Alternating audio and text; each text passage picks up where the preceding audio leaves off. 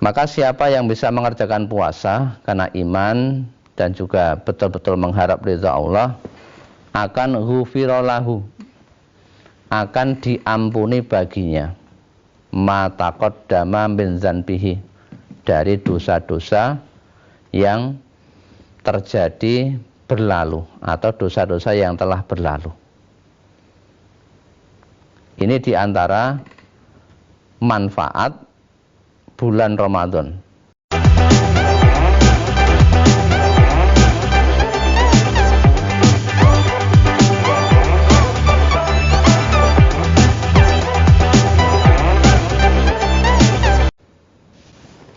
Bismillahirrahmanirrahim. Assalamualaikum warahmatullahi wabarakatuh. Pemirsa MTA TV dimanapun Anda berada, dan Anda saudara pendengar dimanapun berada. Alhamdulillahirrabbilalamin. Puji syukur kehadirat Allah subhanahu wa ta'ala. Pagi yang indah ini kembali kita bisa bertemu dalam keadaan sehat walafiat. Ramadan hari yang pertama alhamdulillah sudah dimulai hari ini, dan kita bersua atas izin Allah. Dan kembali Fajar Hidayah menemani Anda hingga pukul 6 nanti. Sudah siap di tengah kita Ustadz Muhammad Ghazali SPDI yang akan membimbing Fajar Hidayah pagi hari ini. Assalamualaikum warahmatullahi wabarakatuh Ustadz. Waalaikumsalam warahmatullahi wabarakatuh. Kabar sehat walafiat Ustadz. Alhamdulillah baik. Alhamdulillah di tengah kepadatan kembali hadir menemani Anda semuanya. Anda juga kami persilakan untuk berpartisipasi nanti line telepon ataupun WA dan SMS di 02716793000 ataupun WA 08112553000. Dan sebelumnya kita simak terlebih dahulu. Silakan Ustaz untuk mukadimahnya pagi ini. Bismillahirrahmanirrahim. Assalamualaikum warahmatullahi wabarakatuh. Alhamdulillahirabbil alamin. Allazi khalaqal mauta wal hayata liyabluwakum ayyukum ahsanu amala. Wa huwal azizul ghafur. Asyhadu an la ilaha illallah wahdahu la syarikalah wa asyhadu anna Muhammadan abduhu wa rasuluh. Qala Allah Ta'ala fi kitabihil karim, a'udzu billahi minasyaitonir rajim. Ya ayyuhalladzina amanu taqullaha haqqa tuqatih wa la tamutunna illa wa antum muslimun. Wa qala aidan ya ayyuhalladzina amanu kutiba alaikumus siyam kama kutiba alal ladzina min qablikum la'allakum tattaqun. Allahumma shalli wa sallim wa barik ala Muhammad wa ala alihi wa sahbihi ajmain, amma ba'd.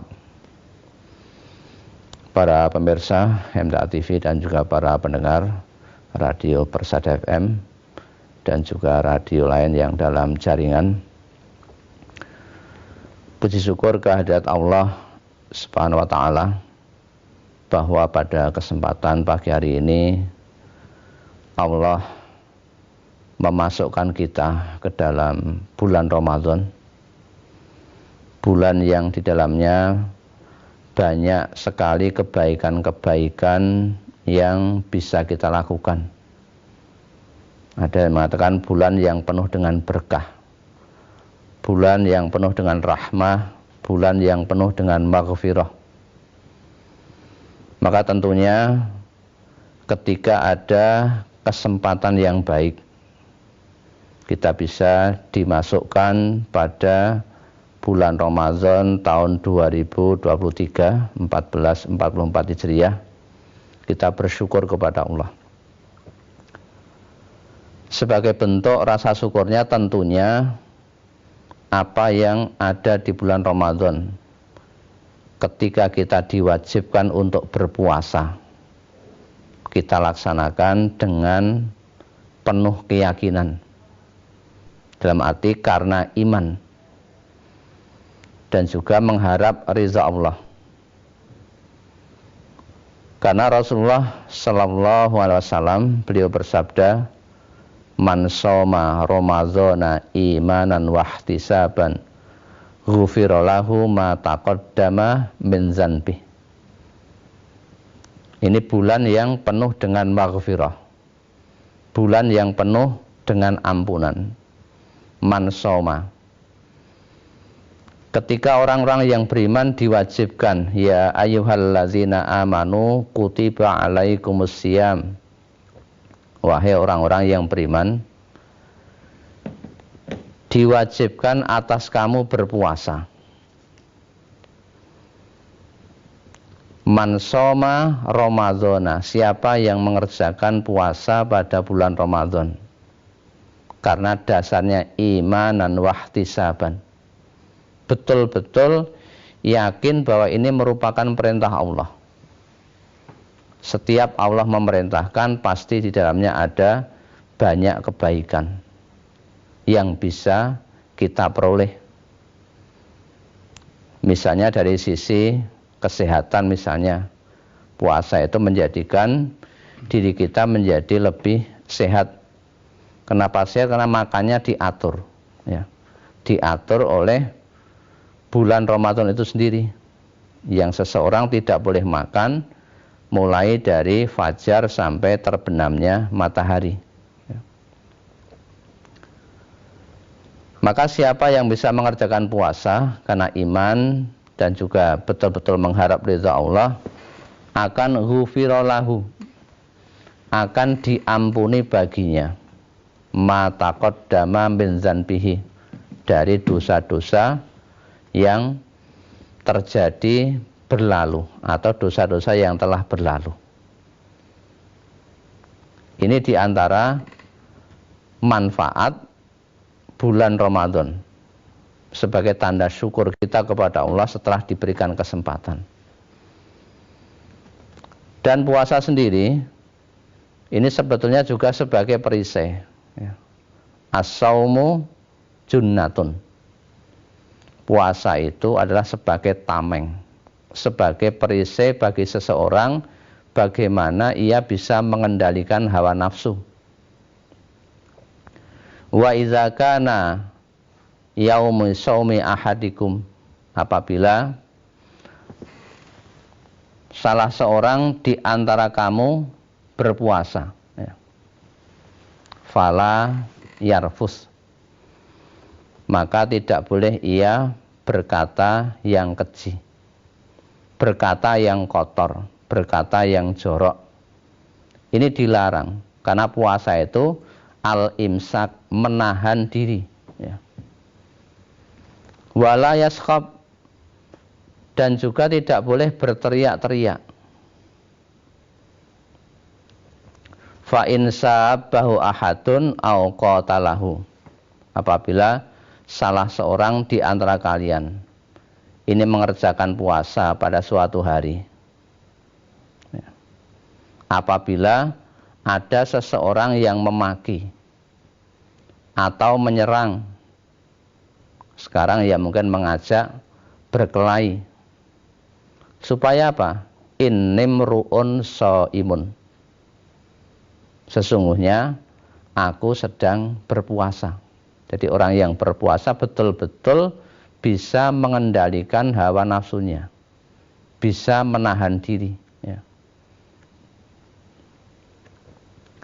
Ini hikmah daripada puasa, ya.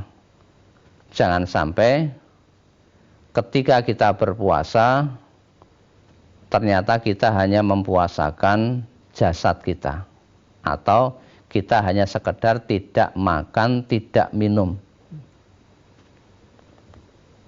Itu hanya mempuasakan fisik. Lah kita juga perlu mempuasakan tadi, mengendalikan hawa nafsu, untuk seseorang itu jangan sampai ketika berpuasa itu berkata keji, berteriak-teriak, atau marah-marah dan sebagainya. Ini nanti puasanya akan berkurang nilainya, ya. Nilainya akan semakin berkurang, sehingga kebaikan-kebaikan yang kita peroleh itu tidak menjadi maksimal, ya. Dan nanti bagi orang yang berpuasa itu akan mendapatkan kegembiraan, akan mendapatkan dua kegembiraan, lis-shaimi farhatani. Untuk orang-orang yang berpuasa itu ada dua kegembiraan, dua kesenangan. Kesenangan yang pertama, iza aftara fariha, apabila dia berbuka puasa, itu dia akan menjadi senang, ditunggu-tunggu, diharap-harapkan kapan bukanya, berapa menit lagi. Apalagi anak kecil yang mungkin belum terbiasa berpuasa, ini sangat diharap-harapkan, dan semuanya, tidak hanya anak kecil saja. Ini orang pasti akan bergembira. Memang Allah membuat demikian. Ya. Kemudian kegembiraan yang kedua adalah wa iza laqiya rabbahu fariha bisaumihi. Kegembiraan yang kedua apabila dia bertemu dengan Tuhannya besok di akhirat. Itu dia akan bergembira karena dia mengerjakan puasa, karena puasanya tadi. Maka para pemirsa MTA TV dan juga para pendengar Radio Persada FM, mumpung ini baru hari yang pertama, ya. Hari yang pertama, kita awali dengan sesuatu yang baik. Betul-betul kita manfaatkan, kita maksimalkan kesempatan di bulan Ramadan ini dengan sebaik-baiknya. Alhamdulillah kemarin di MTA Pusat dan juga di beberapa perwakilan yang ada di MTA dan hampir menyeluruh di seluruh Indonesia, ini ada kesempatan yang bagus untuk memaksimalkan bulan Ramadan, yaitu dengan mengerjakan nafar, ya, nafar Ramadan, dalam rangka untuk apa? Ya untuk mengisi bulan Ramadan menjadi lebih bermakna, untuk tafaqquh fiddin, memperdalam masalah agama.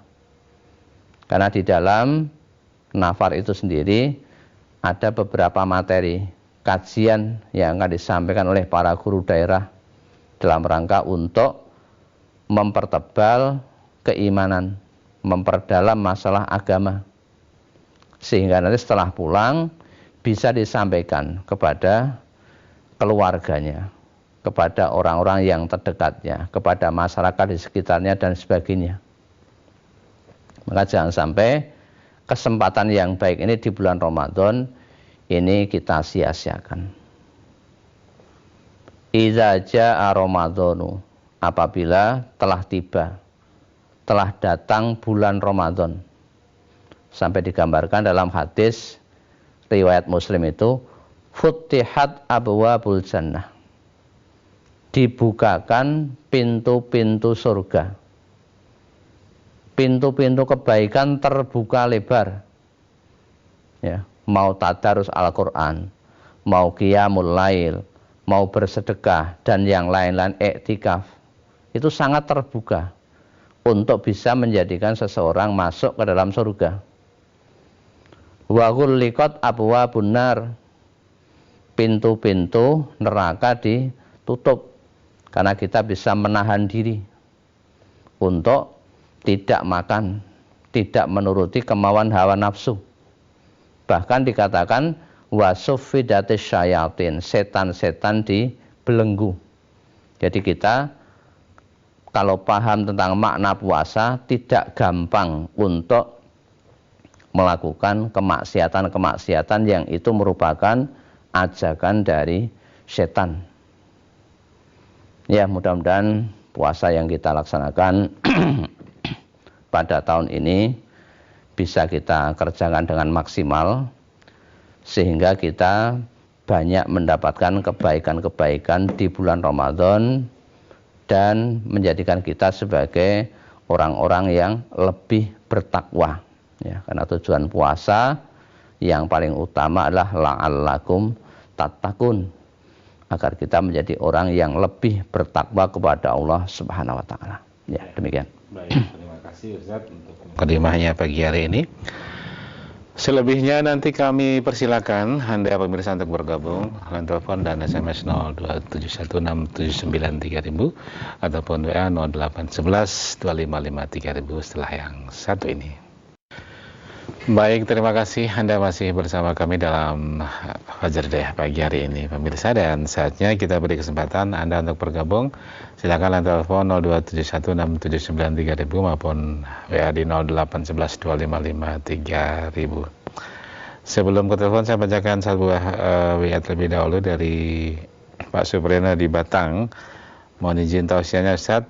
Saya sholat tarawih berjamaah di imamnya tidak membaca doa iftitah langsung Al-Fatihah. Jika saya membaca iftitah maka tidak mendengarkan bacaan Fatihah. Kalau saya mendengarkan Fatihah imam, maka saya tidak membaca Fatihah. Apakah saya memperhatikan bacaan imam sambil baca iftitah, atau apakah saya perhatikan bacaan Fatihah imam tidak usah baca iftitah, atau apakah saya baca iftitah tidak usah perhatikan bacaan Fatihah imam? Atau saya lebih baik sholat di rumah bersama istri lebih khusyuk? Mohon yang lebih utama yang mana, Ustaz? Ya, tentang masalah sholat tarawih ya. Ini memang Rasulullah pernah mengerjakan di dalam masjid dan diikuti oleh para sahabat. Kemudian malam berikutnya Rasulullah juga keluar lagi diikuti oleh sahabat yang lebih banyak. Kemudian malam berikutnya Rasulullah tidak berangkat ke masjid karena beliau takut jangan-jangan sholat ini, ya, sholat tarawih ini menjadi suatu kewajiban. Berarti setelah itu Rasulullah mengerjakan di rumah. Maka kita boleh mau mengerjakan di masjid juga boleh, mau mengerjakan di rumah juga boleh, mau mengerjakan di awal malam atau di akhir malam itu juga boleh, tapi yang lebih utama adalah di akhir malam. Kemudian permasalahannya ketika mendapati imam sholat tarawih yang di situ tidak membaca Al-Fatihah. Kita sholat itu adalah mengikuti apa yang telah dicontohkan oleh Rasulullah. Karena ini urusan masalah ibadah. Kita tinggal mengikut shollu kama ra'aitumuni usolli. Sholatlah kamu semuanya seperti kamu melihat aku Nabi sholat. Nah, Nabi sholat itu tidak memisah-misahkan antara ini yang rukun, ini yang sunnah, ini yang wajib. Ketika Rasulullah sholat, beliau membaca doa iftitah. Maka kita pun ketika sholat juga perlu membaca doa iftitah. Nah, ketika imamnya tadi tidak membaca doa iftitah dan kita ya mungkin merasa ketinggalan atau bagaimana, misalnya mau sholat di rumah juga tidak apa-apa, ya, tidak masalah. Ya, demikian. Ya, baik, demikian Bapak Supriyono yang ada di Batang. Kita ke penelpon sekarang, silakan 6793000. Kita beri kesempatan Anda yang akan bergabung, silakan. Assalamualaikum warahmatullahi wabarakatuh. Sudah. Waalaikumsalam warahmatullahi wabarakatuh. Baik. Bapak siapa di mana ini? Ini Pak Tunggal di Tulung. Pak Tunggal di Tulung, Klaten. Iya, di Klaten. Monggo silakan, Pak. Pertanyaan saya gini, Ustaz. Ya. Saya pernah mendengar Rasulullah itu bulan puasa maupun tidak sholatnya hanya 11 rakaat. Tapi ada yang sholat tarawih biasa di masjid, terus malam itu melakukan sholat itu memang dituntunkan, terus niatnya niat apa ya, sholat sunnah apa itu saja. Terima kasih. Assalamualaikum. Waalaikumsalam warahmatullahi wabarakatuh. Jadi di bulan Ramadan memang yang dikerjakan Rasulullah sebagaimana yang sudah saya sampaikan tadi adalah yang pertama tentunya sholat jamaah isya, kemudian dilanjutkan dengan sholat ba'diyah, ya, sholat ba'diyah isya 2 rakaat. Kemudian setelah itu boleh kita mengerjakan sholat malam yang waktunya diawalkan. diajukan sehabis sholat isya. Ya adanya hanya sholat itu. Setelah sholat malam atau sholat tarawih selesai. Kalau ada sholat lagi, apakah itu sholat apa, ya kita tidak tahu. Ya lebih baik ditanyakan kepada orang yang mengerjakan tadi, misalnya ada yang seperti itu. Sehingga kita dalam mengerjakan sholat itu hanya yang dituntunkan. Kalau ada sesuatu yang kita belum tahu, ya jangan dikerjakan. Ya, wala takfu ma laisa laka bihi ilm. Janganlah kamu melakukan sesuatu yang kamu tidak memiliki ilmu, tidak memiliki pengetahuan tentangnya. Karena apa yang kita lakukan itu semuanya besok akan diminta pertanggungjawaban jawab. Inna sam'a wal basara wal fuad kullu ulaika kana anhu mas'ula. Semua yang kita lakukan, baik itu pendengaran, penglihatan, hati, semuanya akan diminta pertanggungjawaban. Maka yang ditanyakan tadi, kalau ada sholat apa, ya ditanyakan kepada orang yang melakukan tadi, kita akan jauh lebih mengerti. Ya. Begitu Ustaz ya. Okay.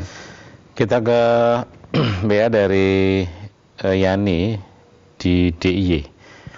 Ustadz, apakah ada tuntunannya jika sholat witir dikerjakan terpisah dengan waktu sholat tarawih?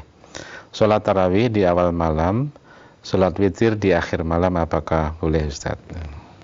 Ya boleh saja yang seperti itu. Mau langsung ya boleh, mau di akhir ya boleh. Ini diberikan satu bentuk pilihan, ya. Mau dikerjakan di awal malam juga boleh, di akhir malam juga boleh.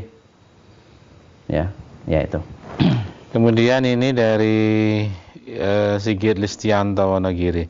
Ayah saya Ramadan tahun kemarin hanya bisa berpuasa 10 hari dan belum terganti hutang puasanya hingga Ramadan sekarang. Dan Ramadan sekarang juga kemungkinan belum bisa puasa penuh 1 bulan karena sakitnya. Yang begitu bagaimana cara mengganti puasanya Ustaz? Tentang masalah siapa-siapa yang boleh mengerjakan ibadah puasa, siapa-siapa yang tidak atau boleh tidak mengerjakan puasa, ini sudah ditentukan oleh syariat. Famangka namingkum maridon aw ala safarin fa'iddatum min ayyamin ukhar wa 'alal ladzina yutiqunahu fidyatun ta'amu miskin. Maka barang siapa di antara kamu ada orang yang sakit atau sedang dalam perjalanan, ada rukhsah, ada keringanan untuk boleh tidak puasa bagi orang yang sakit atau bagi musafir tadi, tetapi harus mengganti fa'iddatum min ayyamin ukhar, harus mengganti pada hari-hari yang lain. Kemudian wa 'alal ladzina yutiqunahu, maka bagi siapa yang berat di dalam mengerjakan ibadah puasa itu fidyah. Jadi membayar fidyah ta'amu miskin, berupa makanan diberikan kepada orang-orang yang miskin. Maka bapak tadi pada kasus tadi itu termasuk dia kuat atau tidak, atau sekedar sakit yang memang bisa diganti pada hari yang lain. Kalau sakitnya menaun, maka kapan dia akan mengganti? Berarti kalau sakitnya menaun, dia termasuk ke dalam golongan orang-orang yang tidak kuat menjalankan ibadah puasa, sangat berat. Maka dia qadhanya dengan cara membayar fidyah, ya, mengganti dengan fidyah diberikan kepada orang miskin sebanyak hari yang ditinggalkan, ya, dikalikan berapa dia tidak berpuasa. Ya, demikian. Baik. Kita ke penelpon, kita beri kesempatan lagi, silakan 6793000. Assalamualaikum warahmatullahi wabarakatuh. Assalamualaikum warahmatullahi Waalaikumsalam warahmatullahi wabarakatuh. Baik, dengan Bapak siapa di mana ini? Pak Haji di Palembang. Bapak Adi di Palembang, silakan. Assalamualaikum Ustaz. Waalaikumsalam warahmatullahi wabarakatuh. Silakan Bapak. Oke Ustaz, saya mau tanya masalah sholat tarawih.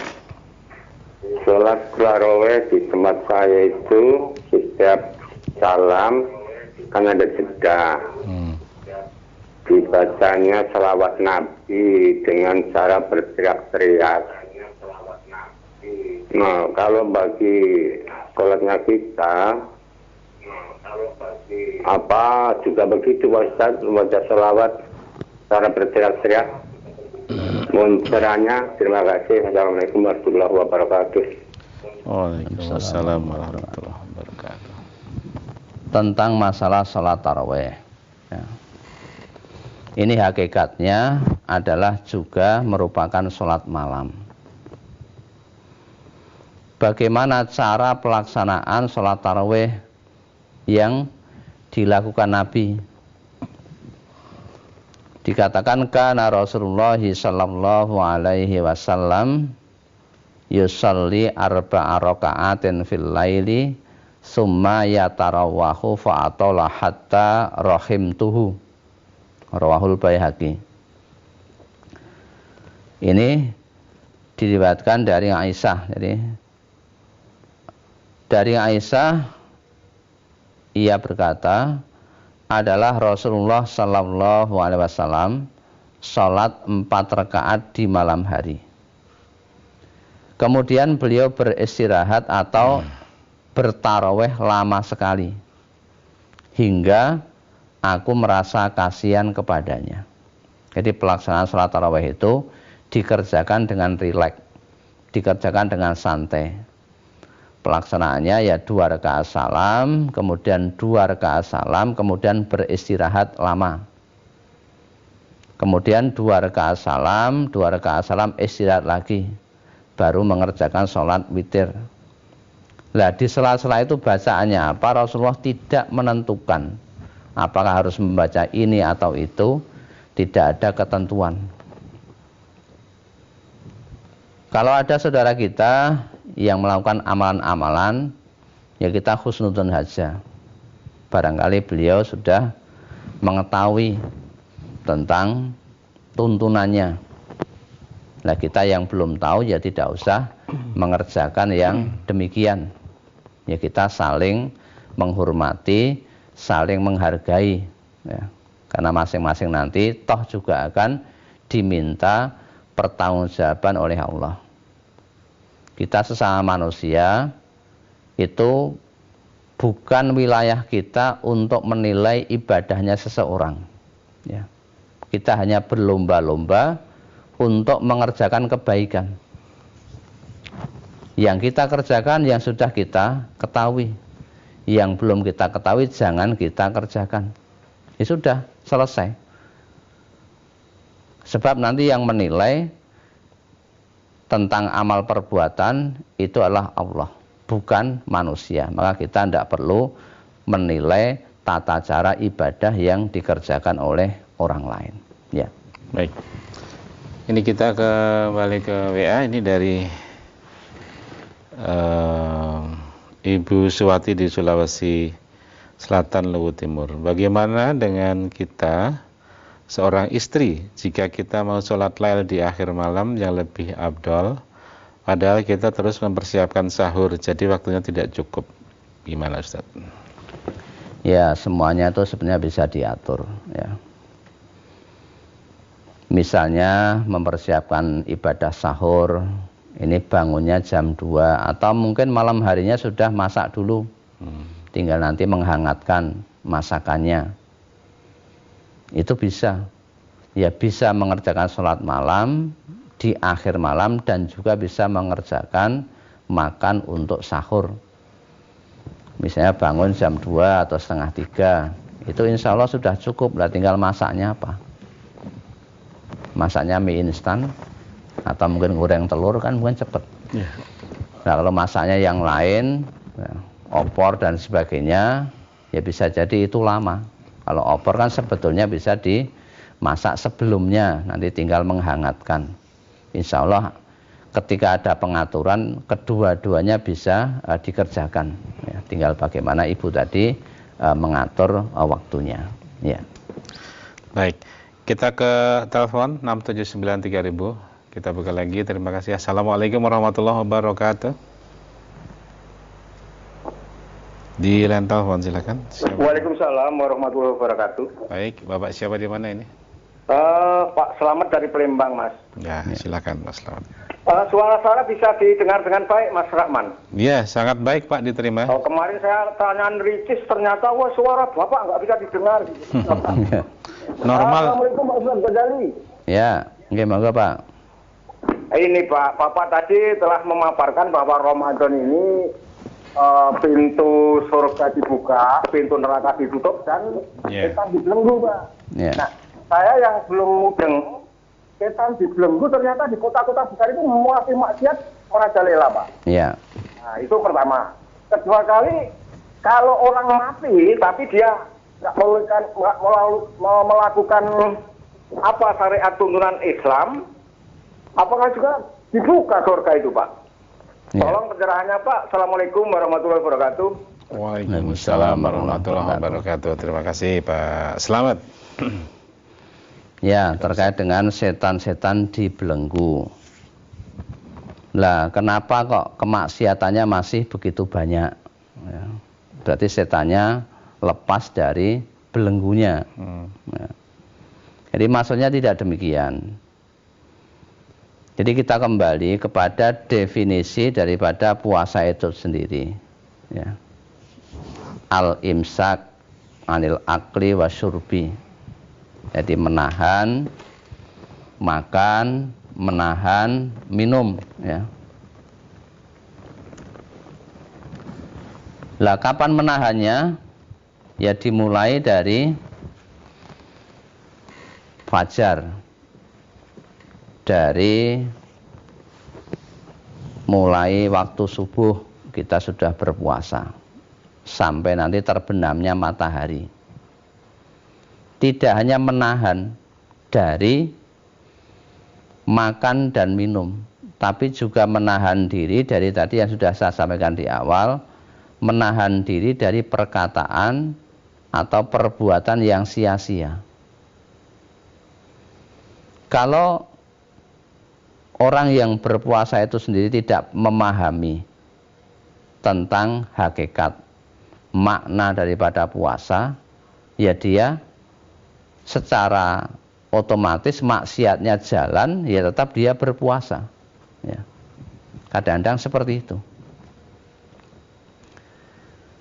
Misalnya kemarin kita melihat berita di televisi, ada seseorang ya, di minimarket mengambil helm,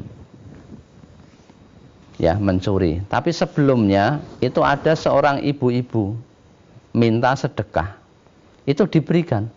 Lah setelah ngasih sedekah, kemudian dia mencuri helm. Nah ini bagaimana ini?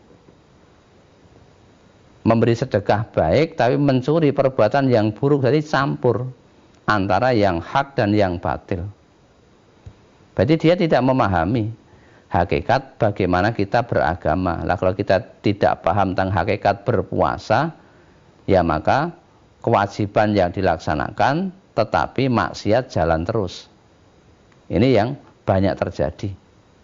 Kalau dia paham betul tentang puasa, bahwa puasa itu artinya menahan diri ya, dari melakukan sesuatu, termasuk melakukan perbuatan-perbuatan yang dilarang oleh Allah, ini berarti dia bisa masuk bahwa setannya terbelenggu.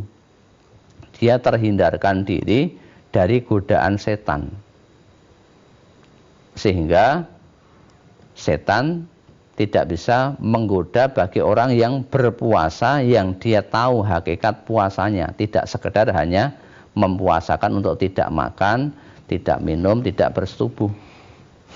Karena puasa ini memiliki arti yang luas, sehingga puasa itu sendiri sebagai tarbiyah untuk mendidik jiwa kita, mendidik kehendak kita.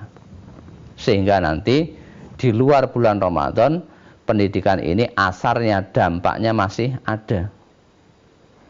Nah, ini yang dimaksud adalah puasa itu sebagai belenggu, ya. Setan-setan dibelenggu sehingga tidak bisa menggoda manusia bagi orang yang betul-betul paham tentang hakikat puasa itu sendiri. Ya, sebenarnya. Baik Ustaz, dan yang demikian tampaknya sebagai pertanyaan terakhir Ustaz. Ya. Dan tentunya kita berterima kasih sekali atas banyak pencerahan dan waktunya Ustaz Ghazali untuk bisa hadir di Fajar Hidayah pagi hari ini. Insyaallah kita bersama di kesempatan yang lain Ustaz. Insyaallah. Ya. Pemirsa, sampai di sini gelaran Fajar Hidayah menemani Anda dari studio Syahli Rahman dan kerabat kerja pamit. Terima kasih atensi Anda. Subhanakallahumma wa bihamdika asyhadu an la ilaha illa anta astaghfiruka wa atubu ilaik. Assalamualaikum warahmatullahi wabarakatuh.